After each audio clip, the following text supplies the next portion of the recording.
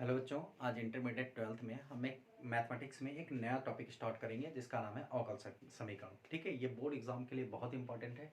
ठीक है, बहुत ज़्यादा मार्किंग है इसकी। मार्किंग और कोई कठिन टॉपिक नहीं है, इसमें थोड़ी सी एक एक्सरसाइज जो है वो थोड़ी सी जो है उसकी सेटिंग करना थोड़ी सी मतलब वो होती है, उसको थोड़ा प्रैक्टिस करेंगे वो आसानी से आएगा। बाकी पूरी एक्सरसाइज बहुत आसान है। ठीक है, पूरा अवकल समीकरण बहुत आसान होता है और काफ़ी ज़्यादा मार्किंग में आती है, नंबर बहुत ज़्यादा अच्छे होते हैं इसके।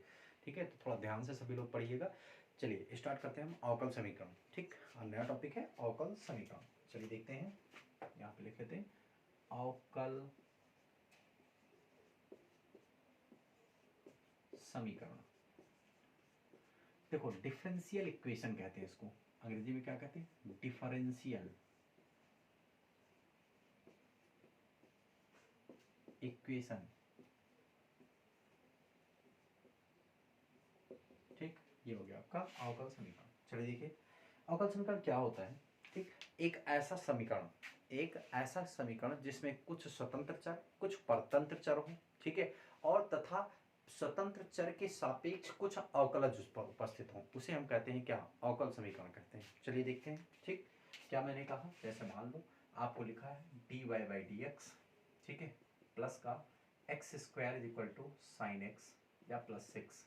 ठीक, ये आपका एक अवकल समीकरण है, आप देख सकते हैं। ठीक है, यहाँ पर y तो मतलब कुछ स्वतंत्र चर हो या a b हो सकता है। a को कहते हैं स्वतंत्र चर, क्या कह सकते हैं? a को स्वतंत्र चर कह सकते हैं। ठीक, ये अवकलज भी है। तो कुल मिला के एक ऐसा समीकरण जिसमें कुछ स्वतंत्र चर तथा कुछ परतंत्र चर के साथ उसके कुछ अवकलज उपस्थित हों, उसे हम कहते हैं क्या? अवकल समीकरण। डिफिनेशन आपसे नहीं पूछी जाएगी, लेकिन अवकल समीकरण क्या होता है ये आप जान लीजिए। ठीक है, कुछ स्वतंत्र चर परतंत्र चर तथा उसके साथ कुछ अवकल उपस्थित हों तो उसे हम क्या कहते हैं? हम अवकल समीकरण कहते हैं। ठीक है, अब अवकल समीकरण में सबसे इंपॉर्टेंट टॉपिक है जो 1 नंबर का सवाल आता है, कोटि ज्ञात करना। ठीक है, क्या ज्ञात करना? कोटि, घात और कोटि ज्ञात करना। ठीक है, तो देखो अगला टॉपिक होगा अवकल समीकरण की कोटि। अवकल समीकरण की कोटि, चलते हेडिंग लगाते हैं अवकल समीकरण की कोटि। अवकल समीकरण की कोटि, ऐसे नोट्स बना लेंगे कि कोटि। ठीक, देखो किसी समीकरण का जितनी बार अवकलन किया गया है, जितनी बार अवकलन किया गया है, अवकलन किया गया है, वह उसकी कोटि कहलाती है। उसकी क्या कहलाती है? कोटि कहलाती है। ठीक, मतलब कोई ऐसा समीकरण दिया गया है, उसका देखेंगे हम कितनी बार अवकलन मैंने किया है। एक बार किया है तो एक कोटि, 2 बार किया है तो 2 कोटि, ठीक है, 3 बार किया है तो 3 कोटि। ठीक, और उच्चतम कोटि, उच्चतम मतलब जितनी बार, मैक्सिमम यहाँ पर क्या लिखे, किसी समीकरण को अधिकतम जितनी बार, ठीक है, अधिकतम जितनी बार, है ना, वह उसकी क्या कहलाएगी? कोटि कहलाएगी। ठीक है, अब जरा घात कहते हैं, अवकल समीकरण की घात क्या होती है वो भी देख लेते हैं, तब दोनों के एग्जाम्पल अभी बताते हैं। अवकल समीकरण की घात, अवकल समीकरण की घात, चलिए देखते हैं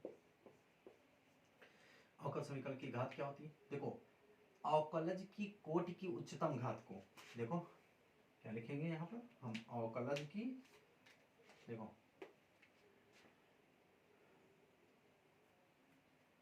कोटि की उच्चतम घात। ठीक है, मैं देखो अवकलज की जो उच्चतम कोटि होगी, ठीक है, अवकल समीकरण की, ऐसे लिखो अवकल समीकरण की उच्चतम कोटि की घात को, उच्चतम कोटि की घात को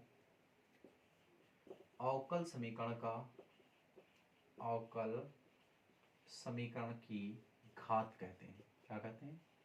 घात कहते हैं। ठीक, चलो देखिए कुछ एग्जांपल उठाते हैं। पहला एग्जांपल, ठीक, देखो एग्जांपल नंबर 1 ले लेते हैं।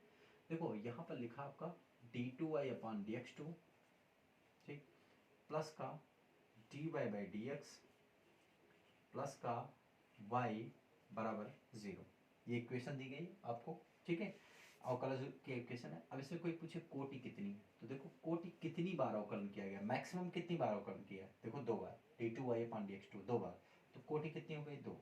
घात क्या हो जाएगी इसकी, चेक करो, उच्चतम कोटि की घात, तो उच्चतम कोटि कितनी है 2, इसकी पूर्ण घात कितनी है 1, मतलब घात कितनी हो गई 1। समझ में आया कि नहीं है। दूसरा एग्जाम्पल उठाना यहाँ पे, एग्जाम्पल नंबर 2।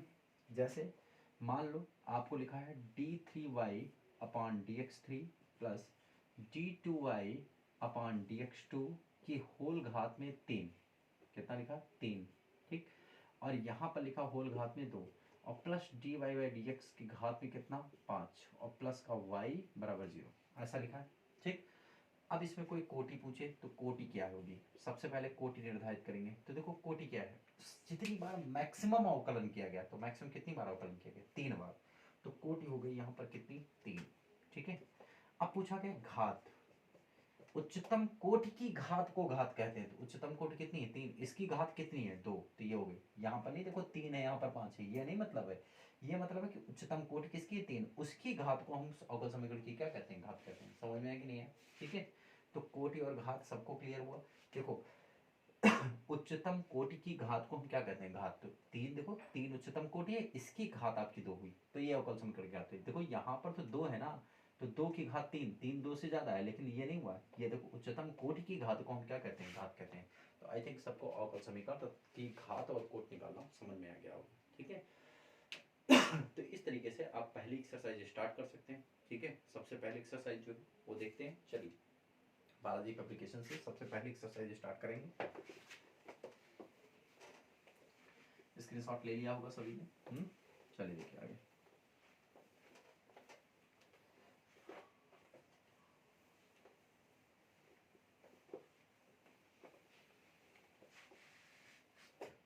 चलिए देखिए, एक्सरसाइज है 18.1, एक्सरसाइज आपकी 18.1, ठीक। एक्सरसाइज 18.1 स्टार्ट करें। देखो सबसे पहला सवाल दिया गया आपको, पहले का पहला नंबर, पहले का पहला नंबर, ठीक है। बालाजी एप्लीकेशन है, देखो dy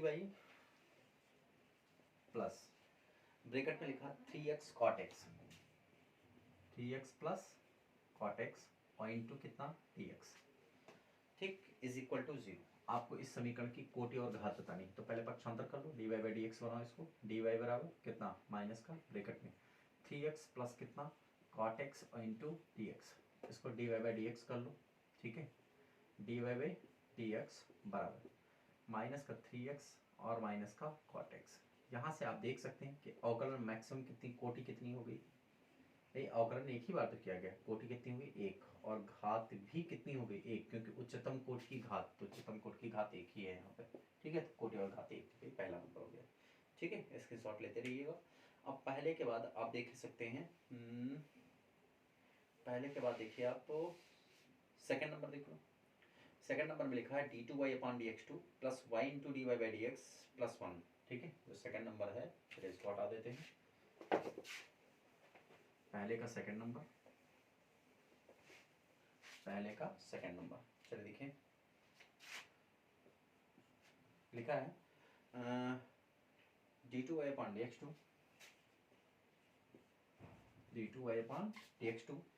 plus y into dy/dx plus y into dy/dx, ठीक है, और प्लस के 1 बराबर 0, प्लस के 1 बराबर 0, ठीक, ये हो गया आपका। अब जब देखिए इसमें कोई कोटि पूछे तो देखो उच्चतम कोटि, कोटि कितनी है आपके पास, सबसे ज़्यादा अवकलन कितना है 2, और घात कितनी है, घात देखो कितनी हो जाएगी इसकी 1, मतलब ये हो गई 1। समझ में आया कि नहीं है। उच्चतम कोटि मतलब जितनी बार अवकलन किया गया, तो अवकलन आपकी कितनी बार किए गए 2 बार, और इसकी जो होल पावर है वो 1, ठीक है, उच्चतम कोटि और घात। अब सवाल नंबर ऐसे आप सब कर लेंगे, ठीक है। अब केवल सवाल नंबर आप 5 देख लीजिए एक बार, मतलब 1 का 5वां खंड, ठीक है। देखो 1 का 5वां खंड जो है वो क्या है, d2r/d2 d2r/d2 बराबर हो जाएगा d2r/d2 बराबर में कर्ण की घात 4, कर्ण की घात कितना 4, 1 प्लस TR/d थीटा का होल स्क्वायर। ठीक, ये आपको सवाल में दिया गया है। ठीक है, अब देखो आप इसकी कोटि और घात तुरंत नहीं बताएंगे। हमेशा याद रखो कि अगर किसी समीकरण में ये करनी का निशान लगा हुआ है तो आप पहले करनी को हल कर लेंगे तब कोटि और घात बताएंगे, अदरवाइज गलत हो जाएगा। यहाँ पे देखने में 2 लिखो 1 लिखो, गलत हो गया। ठीक है, समझ में आया कि नहीं है? लिख दो कोटि 2 घात कितना हो गया 1 हो गया। भाई उच्चतम कोटि कितनी, 2 बार अवकलन किया गया 2, और इसकी होल घात कितनी, अभी देखने में तो 1 ही लग रहा है ना। आप ऐसा नहीं करेंगे, करनी अगर है तो करनी को सबसे पहले आप सॉल्व करेंगे। तो करनी को सॉल्व करने का तरीका क्या है, देखो d2r अपान कितना है d थीटा 2 बराबर ये हो जाएगा 1 प्लस dr/d थीटा का होल स्क्वायर। इसकी करनी की घात में 1 बटा कितना 4 इधर ट्रांसफर कर देंगे तो d2r अपान कितना d थीटा 2 की होल घात में कितना 4 बराबर 1 प्लस dr/d थीटा का होल स्क्वायर। अब जरा चेक करो सबसे ज़्यादा अवकलज कितना है, कोटि कितनी हो गई, चेक करो। कोटि हो गई 2, भाई यहाँ 1/4 था, इधर 4 हो जाएगा। तो देखो कोटि कितनी है 2, सबसे ज़्यादा बार अवकलन 2 ही किया गया, 2 बार अवकलन डबल डेरिवेटिव है। और इसकी घात कितनी है 4, तो घात कितनी हो गई 4। यहाँ पर आपको देखने में 1 लग रहा था। ठीक है, तो इस तरह अगर करनी लगी है तो करनी को सबसे पहले आप करनी सॉल्व करेंगे फिर उसको हल करेंगे। आगे बात समझ नहीं, ठीक, नोट कर लीजिए। चलो हटा दें, सवाल नंबर 2।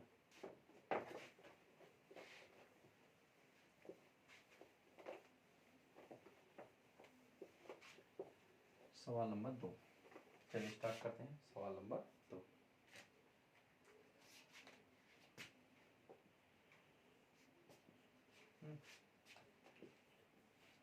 दो नंबर देखिए 18.1 का सेकंड नंबर सवाल।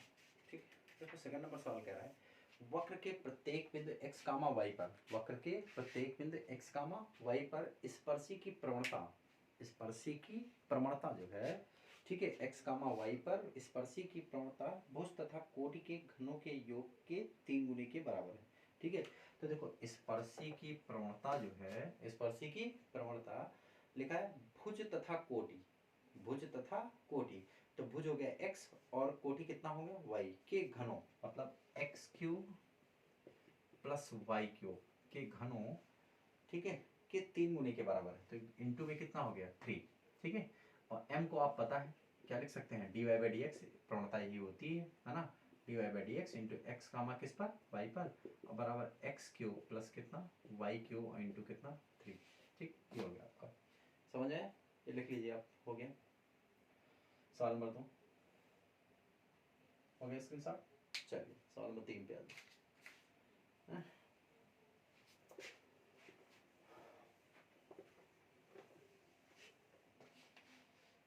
18.1 का सवाल नंबर 3, इंपॉर्टेंट सवाल है, मोस्ट इंपॉर्टेंट सवाल है।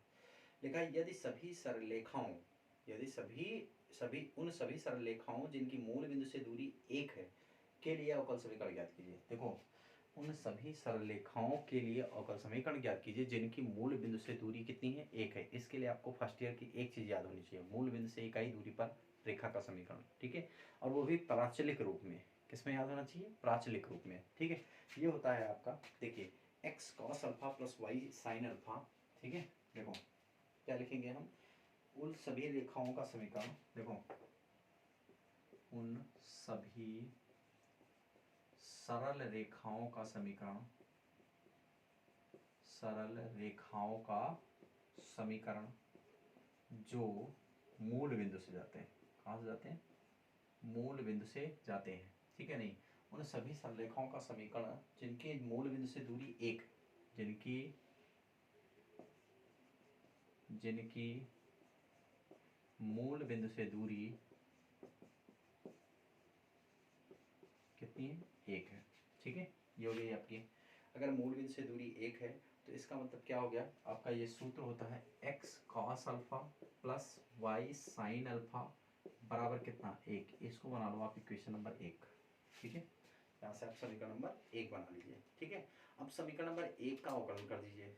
ठीक है, एक्स के सापेक्ष समीकरण नंबर 1 का अवकलन कर लीजिए। ठीक, चलिए देखिए एक्स के सापेक्ष अवकलन,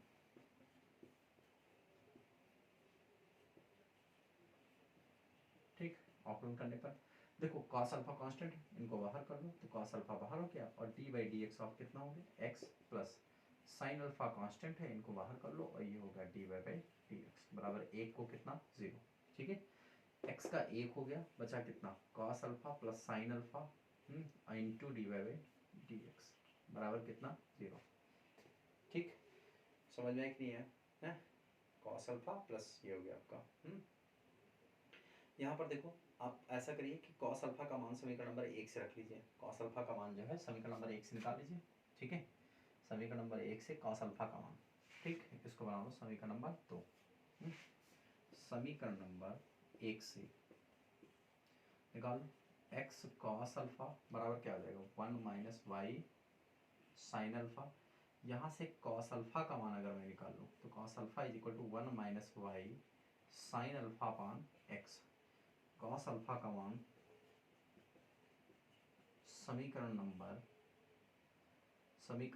कहाँ पर 2 में रख लेता मान रख लो 1 minus y sine alpha upon total का x इज इक्वल टू क्या हो जाएगा आपका, नहीं यहाँ पर cos अल्फा का मान और प्लस का sine alpha into d y by d x बराबर कितना 0। ठीक है, sine alpha d y by d x बराबर कितना 0। ठीक है, ये हो गया आपका। यहाँ से आप इसको हल करना शुरू करेंगे। ठीक है, साइन अल्फा को कॉमन करेंगे, इसको हल करें।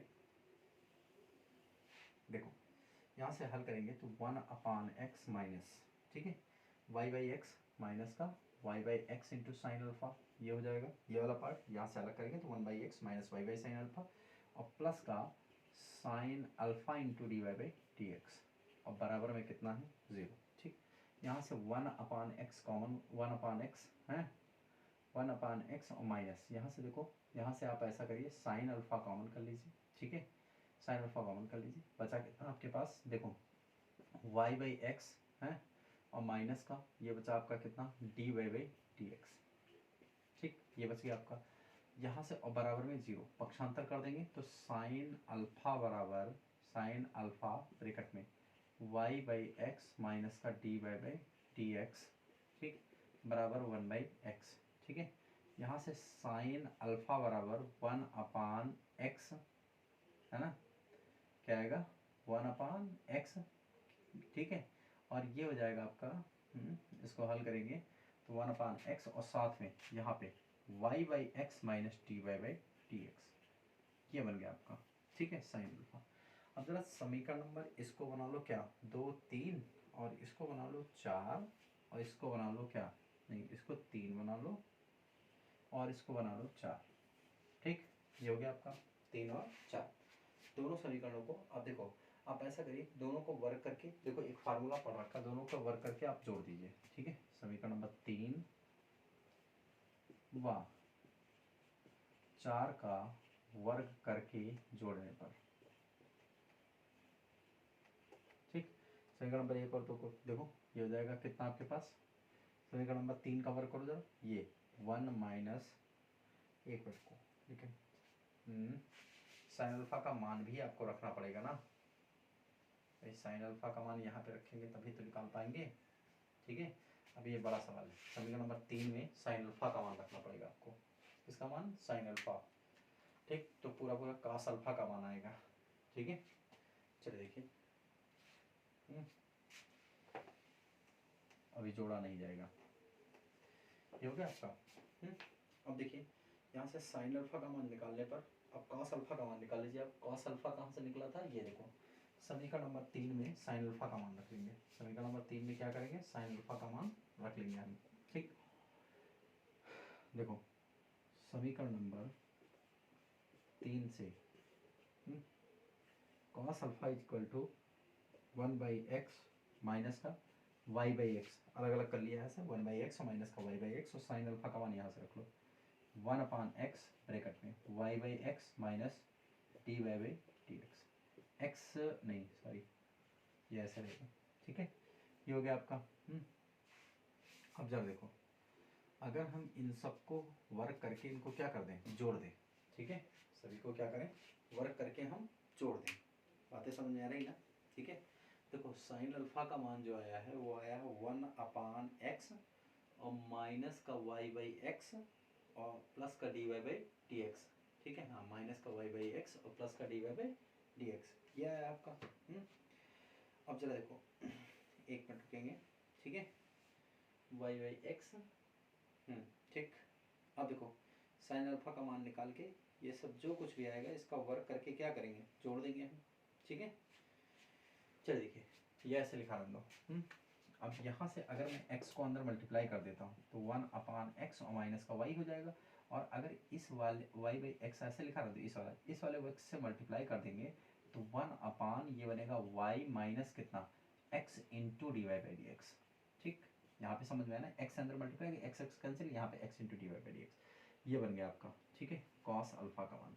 अब देखो जरा, साइन स्क्वायर अल्फा और कॉस स्क्वायर अल्फा, ठीक है, ध्यान देना जरा। समीकरण नंबर कहाँ से रखा है इसको मैंने, 1/x कॉस अल्फा का मान, 1/x कॉमन कर लेंगे अगर, ठीक है, 1/x sine square by alpha, ठीक है।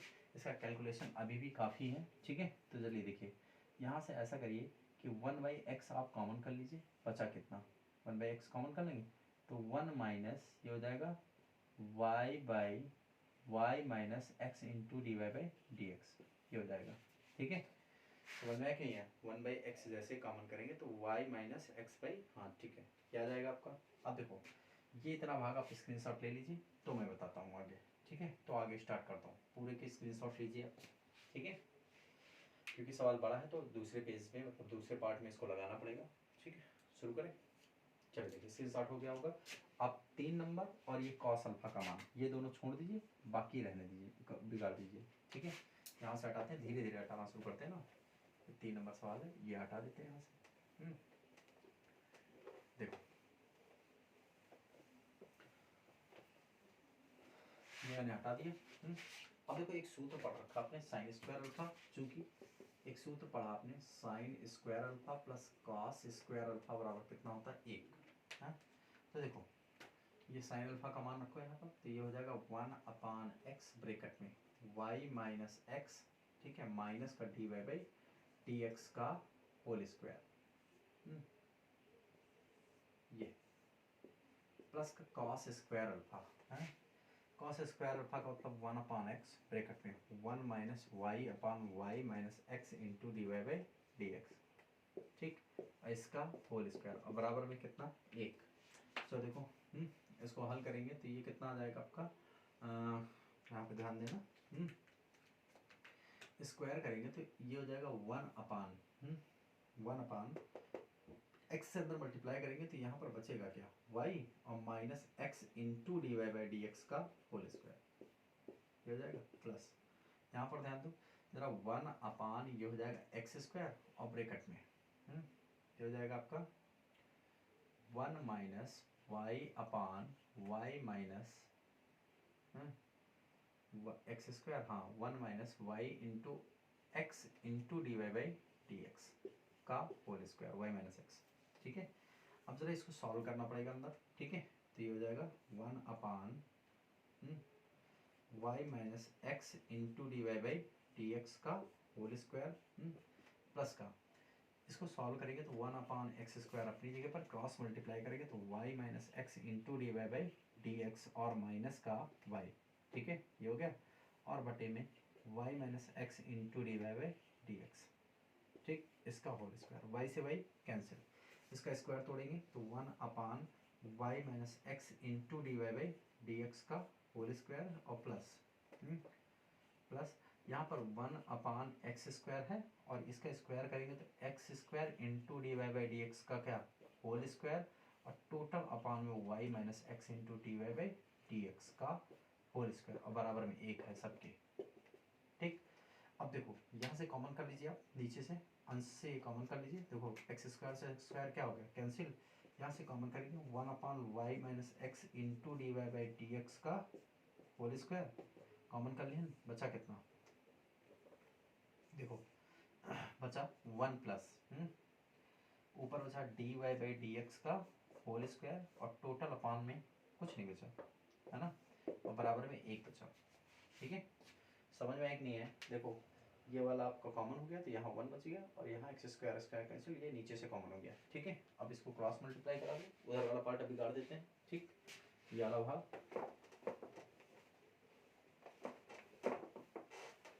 कैलकुलेशन है थोड़ा सा बस। चलिए ये पार्ट उधर ट्रांसफर कर लीजिए, तो 1 plus d y by d x का होल स्क्वायर हो जाएगा और बराबर में उधर मल्टीप्लाई करेंगे तो y minus x into d y by d x का होल स्क्वायर।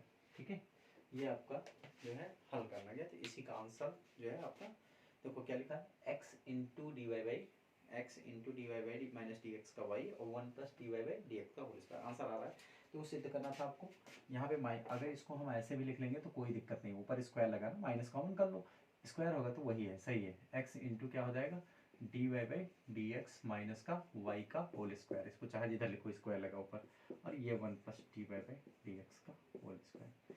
तो इस तरीके से ये आपका सवाल नंबर था आपका 3। ठीक है, कंप्लीट हो गया, नोट कर लीजिए, स्क्रीनशॉट लीजिए।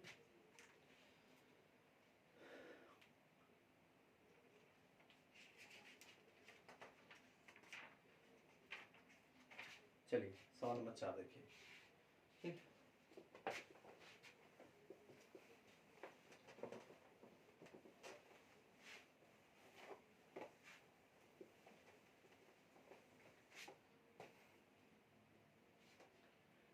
सवाल नंबर 4।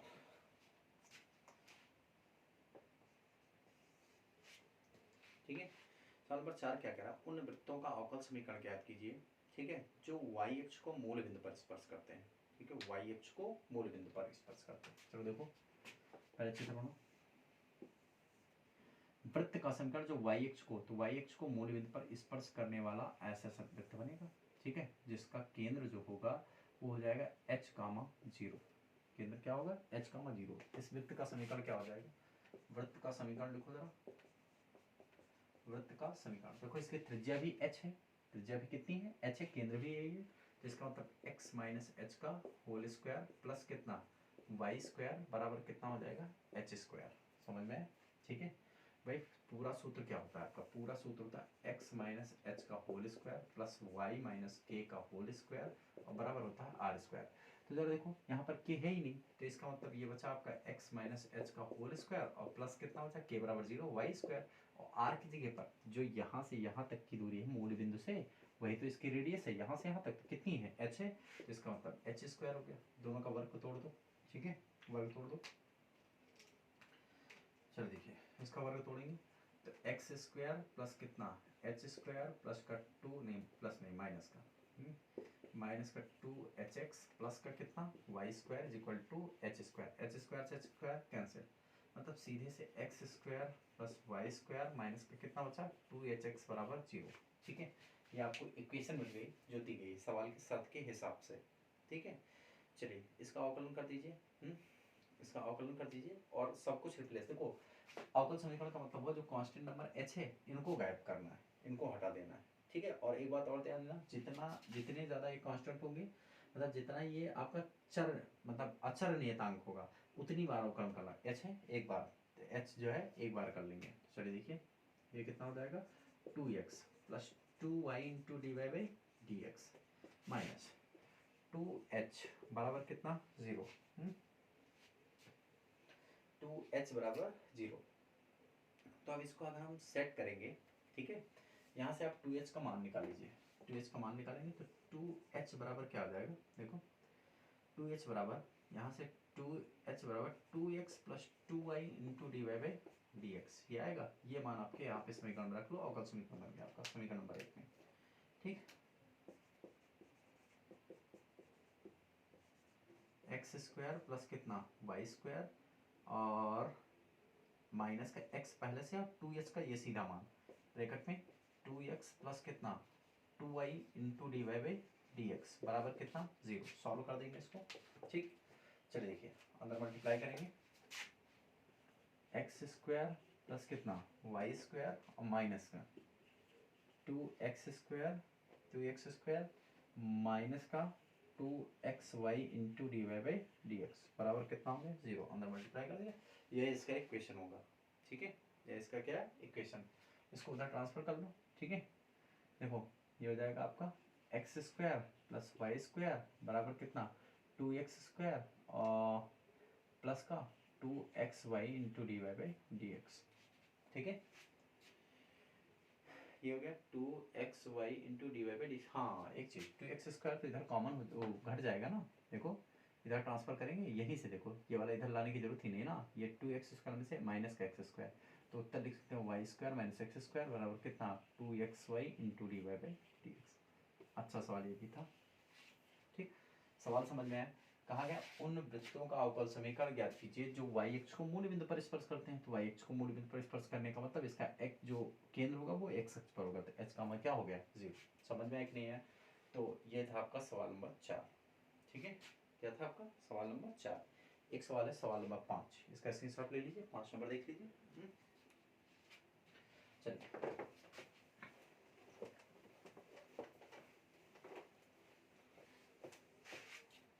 सवाल नंबर 5 लिखा उन सभी परवलयों का अवकल समीकरण याद कीजिए जिनका शीर्ष मूल बिंदु पर है और तथा नाभियां कहाँ पर है y अक्ष पर है। ठीक, देखो शीर्ष मूल बिंदु पर है, चलो, और नाभियां y अक्ष पर है, मतलब ऐसा बना है तभी तो नाभि यहाँ पर है। 0 कामा कितना b और ये 0 कामा 0। इस वाले परवलय का समीकरण क्या होता है, देखो ये 5 नंबर है, इस वाले परवलय का समीकरण x² = 4ay ये होता है आपका। ठीक है, चलो इसका अवकल समीकरण कैसे ज्ञात करेंगे, देखो x² का अवकलन कितना 2x, 4a constant dy by कितना dx, यहाँ से हल कर लो dy बाई dx बराबर 2x बटे कितना 4a 2 दूनी 4 x upon 2a dy by dx। देखो यहाँ से आप ऐसा करिए 4a का मान निकाल लीजिए। ठीक है, इसमें नहीं 4a क्या है 2a का मान निकाल लीजिए यहाँ से। देखो 2a बराबर x² अपॉन 2i आ जाएगा। ठीक, 2 दूनी 4, हाँ सही, यहाँ मान रख लो। तो dy by dx is equal to x upon 2a की जगह पर पूरा मान रखो, ये x² अपॉन 2i भिन्न पलट दो, तो dy बाई dx बराबर ये हो जाएगा 2xy upon x², x cancel. ठीक है, सीधे सीधे dy by dx is equal to 2y upon x। ठीक है, 2y upon x cross multiply कर लो, x dy by dx is equal to 2y, इसका अवकल समीकरण। ठीक है, x dy, ठीक है, यही इसका अवकल समीकरण। तो इस तरीके से आपके 5 नंबर तक के सवाल यहीं पे ख़त्म हुए। तो आज के लिए इतना ही, अगले लेक्चर में फिर मिलेंगे।